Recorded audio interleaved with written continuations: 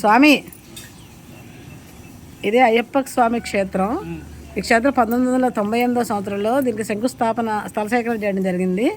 2011లో అయ్యప్ప స్వామి ప్రతిష్ఠ చేయడం జరిగింది. అప్పటి నుంచి కూడా అంతకుముందు నుంచి కూడా గుమ్మడిదల సీతారామయ్య గురుస్వామి గారు, ప్రసాద్ గురుస్వామి గారు, బివివి సత్యనారాయణ మాస్టర్ గారు ఈ గుడి ప్రతిష్ఠ చేయడానికి ఎంతో సహకరించి అందరి దగ్గర చందాలు వసూలు చేశారు. వీటికి చాలామంది దాతలు సహకరించారు. వాళ్ళందరి పుణ్యం అంటే వాళ్ళు ఇక్కడ శివాలయము, రామాలయము, ప్రసన్న వెంకటేశ్వర స్వామి వెలిశారు.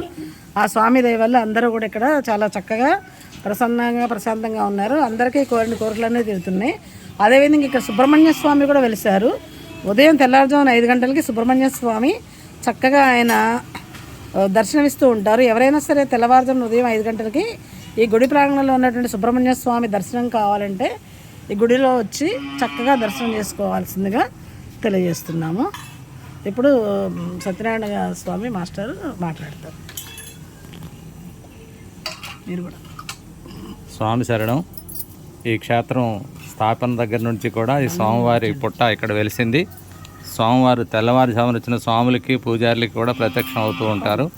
కోరిన కోరికలు తీర్చే స్వామి అని చెప్పి ఇక్కడ ప్రసిద్ధి. ఆ రకంగా ఈ నాగపంచమికి, నాగుల చవితికి, అలాగే ఈ సుబ్రహ్మణ్యేశ్వర స్వామి తాలూకా విశిష్ట పర్వదినాల్లో ఈ స్వామివారిని సేవించి చాలామంది భక్తులు తరిస్తూ ఉంటారు. ఈరోజు నాగుల చవితి సందర్భంగా ఈ దొండపాడులో ఉన్న భక్తులందరూ ఇచ్చేసి స్వామివారిని క్షీరాభిషేకం చేస్తూ వారి వారి కోరికలు వారు స్వామి ముందు మనవి చేసుకుంటూ తీర్చుకునే క్రమంలో ఆ పుట్టమన్నును కూడా అందరూ చెవులకి, నుదుటికి ధరించి స్వామి అనుగ్రహాన్ని పొంది తరిస్తున్నారని తెలియజేయడానికి సంతోషిస్తూ స్వామి శరణం, స్వామి శరణం, స్వామియే శరణం అయ్యప్ప. నేను మాట్లాడాను.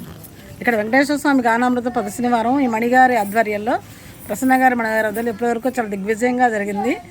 అలాగే 5 సంవత్సరాలు ప్రసన్న వెంకటేశ్వర స్వామి వెలిసిన తర్వాత ఆయన కళ్యాణం కూడా చేయడం జరిగింది. ఈ మణిగారు శ్రీనివాసరావు గారు, అదేవిధంగా ఇక్కడ భక్తులందరూ కూడా పద్మగారు, ఒకసారి నిలబడండి, పద్మగారు, ప్రసన్న గారు, వీళ్ళందరి ఆధ్వర్యాల్లో కూడా చాలా చక్కగా దిగ్విజయంగా గానామృతం చేయడం జరిగింది. నేను మాట్లాడు. స్వామియే శరణం అయ్యప్ప.